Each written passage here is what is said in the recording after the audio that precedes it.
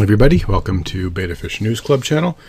I am your host, Tom Baxter with Betta Fish News. Today we'll be going over Dragon Scale Betta, defined, and just more information on this amazing beta. If you want to download this, please visit our website, bettafishnews.club, and join our email list so you can download this and get a bunch of goodies.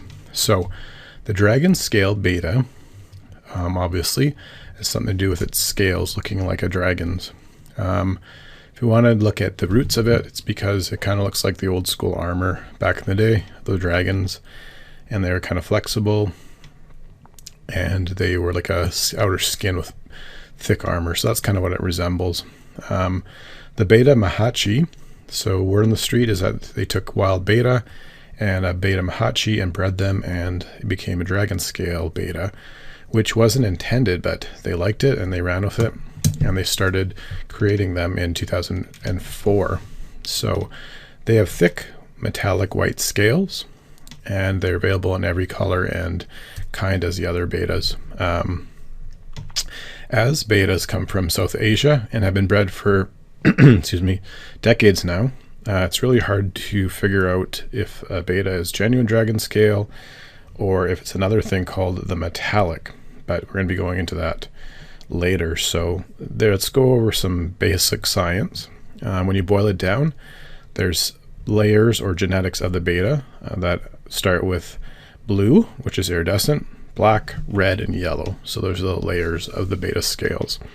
So what they've done, breeders have done, is taken these and bred them into different combinations. So the breeders focused on the top blue layer to make it thicker, and this is what the Dragon Scale has come from. Underneath that was the white layer, and sometimes had markings, or they call a skunk mark. So usually this is why there's no blue, true blue Dragon Scale bettas. So many times there's something else called a metallic betta, so we're going to go over what that means, as this can get confusing. So the differences between them is that metallic bettas basically were bred in the same way with the Betta embellus, Malahatchie, and other betta types, but they have many of the same characteristics as the Dragon Scale.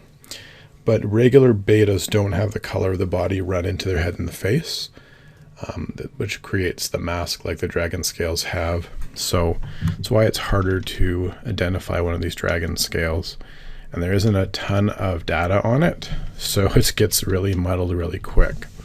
So many people use metallic and Dragon Scale interchangeably.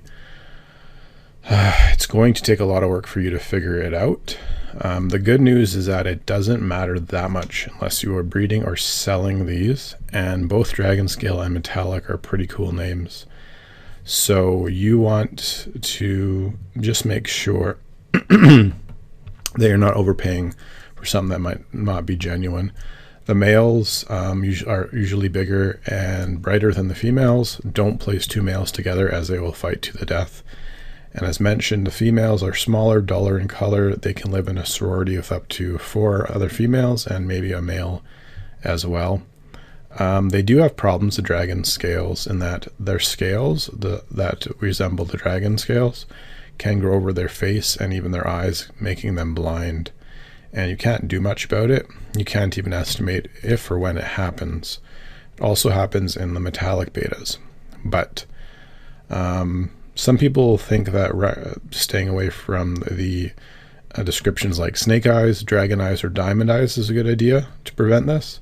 But it's really just kind of happens. And it happens as they get older, so it's kind of a sad state of affairs. So that's a little primer on the Dragon Scale Betta. We just kind of wanted to go over the basics of why it's called that. Please visit our website, Betta Fish News Club, and if you want to send us a quick email to bettafishnewsclub@gmail.com with your pet's name and a picture, and we'll put it on our wall of fame. Thank you for listening, and we'll see you next time.